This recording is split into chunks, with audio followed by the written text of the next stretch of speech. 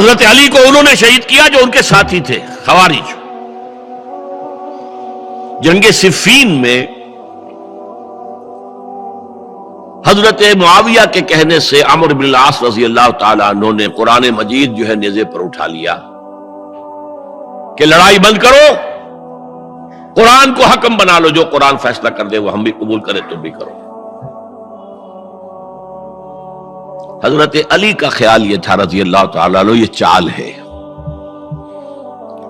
اور انہوں نے روکا اپنے ساتھیوں کو، لیکن اکثر لوگوں نے کہا قرآن آ گیا بیچ میں، اب ہم کیسے ہتھیار چلائیں؟ اس میں میرا ذہن جاتا ہے ایک حدیث کی طرف، بڑی اہم حدیث ہے، اور اس کے راوی حضرت علی ہے۔ حضرت علی فرماتے ہیں کہ حضور نے فرمایا انہا ستکون فتنۃ، ان قریب ایک بہت بڑا فتنہ رونما ہوگا۔ حضرت علی فرماتے ہیں میں نے عرض کیا مل مخرج منہا یا رسول اللہ، اس سے نکلنے کا راستہ کون سا ہوگا؟ فرمایا کتاب اللہ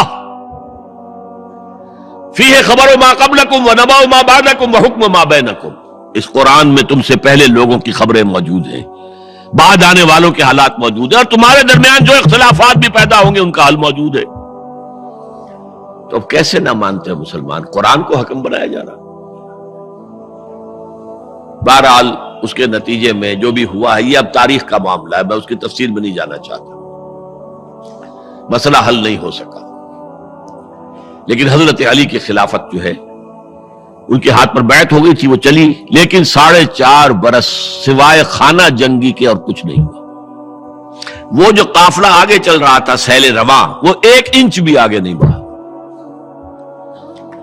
البتہ قیصر روم نے جب دیکھا یہ تو آپس میں لڑ رہے ہیں، اب موقع ہے میں حملہ کروں،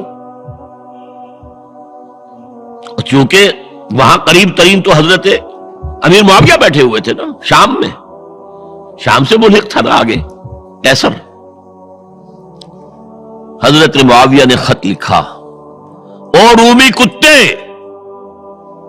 اگر تو نے دارالاسلام پر حملہ کرنے کی جرت کی تو سن لے کہ علی کی طرف سے لڑنے والوں میں سب سے پہلے معاویہ ہوگا تیرے خلاف۔ لہذا اس نے جرت نہیں کی۔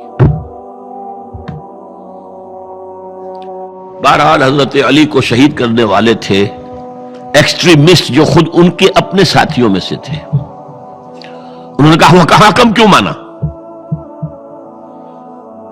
ان الحکم الا للہ، اللہ کے سوا کسی کا حکم نہیں، قرآن حکم نہیں ہے، کیوں مانا تم نے؟